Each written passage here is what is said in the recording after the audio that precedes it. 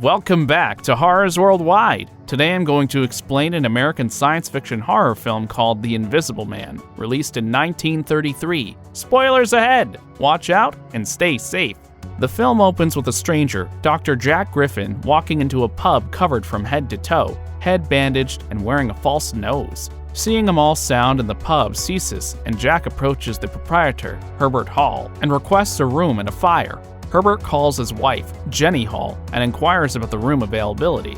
Jack is given his room and a fire by Jenny Hall, who then leads him to his room.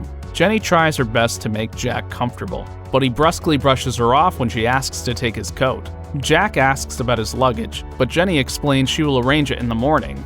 As Jenny departs, Jack requests her to leave him alone and not to be disturbed. Jenny leaves and Jack removes his coat and begins settling in his room. As Jack removes his bandage from his face, Jenny makes a second trip with food and just bursts in. Jack is seated and the lower half of his face is gone. Jenny is shocked by what she sees as Jack masks his face with a napkin. Jack angrily reminds her about what he told her about his privacy. Jenny leaves Jack's room and runs downstairs to report what she saw to everyone in the pub. Meanwhile, at a country home, Dr. Cranley works in a large room converted into a laboratory. His daughter and Jack's fiancée, Flora Cranley, enters the lab wishing to speak about Jack Griffin. He tells his daughter not to worry too much about Jack's whereabouts. Not happy with what her father said, Flora leaves her dad's office and goes to her room, where one of Jack's peers, Dr. Arthur Kemp, tries to comfort her. A week later, Jack is in his room. He has set the place up as a mini laboratory and mutters to himself. Jenny arrives with Jack's lunch, but he still doesn't want to be disturbed. He slams the door closed and she drops the tray. Jenny tells her husband she wants him out. His room is a mess and he is behind on his rent. She sends her husband to do the dirty work. The disturbance annoys Jack when Herbert barges his way into the room with a bill in hand. Jack explains he is working and pleads for a little more time undisturbed and admits he had an accident that disfigured him and affected his eyes. Herbert doesn't budge, so Jack turns hostile and tosses Herbert out of his room and down the stairs. Bruised and bleeding, Herbert comes to in the arms of his hysterical, shrieking wife. Then they inform the police about the stranger who is turning into a violent person. Later that day, Jaffers, a police constable, pulls out his baton and walks upstairs, followed closely by half a dozen men. A last chance to leave me alone. Give me a last chance. You've committed assault, this what you've done, and you can come along to the station with me. Come along now, come quietly, unless you want me to put the handcuffs. Jaffers confronts Jack, intending to arrest him, but Jack threatens them, saying he will show his true self to everyone, and proceeds to remove his false nose and then his goggles. The head under the bandages is hollow. Next, he removes the bandages, laughing maniacally, seeing that they all run from Jack's room. Again, Jaffers and a few men return to his room, but all that is visible is a shirt bobbing in the air. Jack explains, If you're clever, a few chemicals mixed together, that's all, and flesh and blood and bone just fade away. Jack takes the window to exit the room. Jaffers runs to the window, but to his surprise, Griffin taunts him and beats up the men guarding the door, then escapes downstairs, knocking the grandfather clock over in the process. He steals a bicycle and rides off, and then menaces the townfolk with pranks. Doctors Cranley and Arthur go through the fireplace ash looking for clues to Griffin's work or location. They do find a list of drugs and chemicals he used in the past. The last one on the list is monocaine. Cranley explains that monocaine is a terrible drug made from a flower grown in India. Jack then comes to Arthur's house. He opens the main door and a gust of wind is blamed for a paper flying off his desk. A radio broadcast reports a massive delusion among the people as they believe an invisible man is living among them. Arthur makes the connection just as Jack shuts off the radio and announces his presence. A rocking chair moves across the room and the seat collapses downward. Jack explains his story of invisibility to Arthur. Jack then goes to Arthur's room to put on some clothes and comes out as a visible man. Meanwhile, Chief Detective arrives at the pub. He is annoyed and doesn't believe the stories after a 10-mile search of the area. He thinks it is a hoax being used to generate publicity and business for the pub. The inspector starts an inquiry and questions the townfolk, including the bicycle owner. Arthur and Jack stop a short distance from the pub. Jack enters the pub and walks upstairs to his room to gather his books and notes and passes them through the window.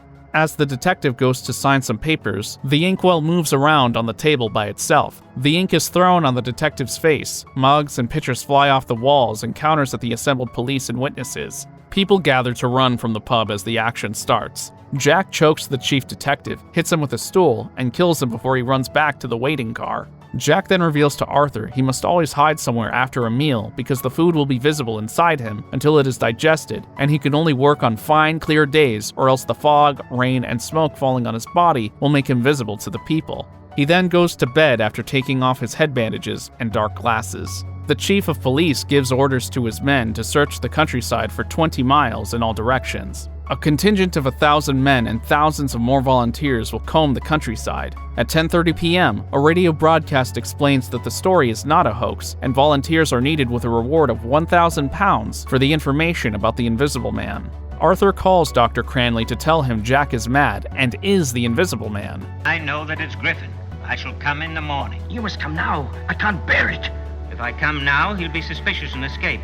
Flora demands to know the truth, and her father tells her everything he knows about Jack, his experiments, and what he has become from that. Flora wants to help, but her father explains it is dangerous, as Jack is mad and dangerous. Despite Cranley's warning, Flora joins him and drives to Arthur's house. Before they reach there, Arthur calls the police and says that the Invisible Man is asleep in his home. As soon as the Cranleys reach the house, Flora goes to see Jack in his room. Jack tells Flora he did it all for her, to gain wealth and fame and honor. He intends to sell the secrets of invisibility to the highest bidder to allow invisible armies to sweep the world.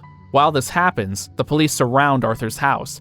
Jack escorts Flora out of his room so he can deal with the police. The police link arms and move toward the house. Jack confronts Arthur in his office and promises to kill him the next day at 10 p.m. before he taunts the police and escapes. The chief of police questions Cranley and Arthur, but gets little information. Jack then attacks a search party and derails a train, sending it crashing into a river, killing 100 people. At Lloyd's Bank, he steals a cashier's drawer and hands out cash to eager people on the street. Later, the police plan to catch him with a net and by using Arthur as bait since he has a death threat from Jack. But Arthur decides to see to his own safety. He drives his car away without knowing Jack is in the back seat. Jack ties up Arthur, places him back in the car, and pushes the vehicle over a cliff, which explodes into flames. That night, Jack sleeps in a barn nearby. The farmer sees that and walks into the police station to report that the Invisible Man is in his barn. They plan to burn down the barn and follow the footprints in the snow to track him. As they planned, the chief fires on the Invisible Man, using his footprints in the snow as guidance. At the hospital, a doctor tells everyone Jack is not going to make it since the fired bullet passed through his lungs. He also tells them as he dies his body will become visible to everyone. Flora goes into the room where Jack is sleeping, and as the movie ends, we see his skull resting on the pillow, then his eyes, and at last, the face of Dr. Jack Griffin is visible. What did you think of The Invisible Man? Do you have a favorite character or scene? Do you prefer the reboot or the original? Let us know in the comments. For more horror film recaps, be sure to subscribe, watch our other videos, and click the bell icon to be notified of the next ones. See you in your nightmares.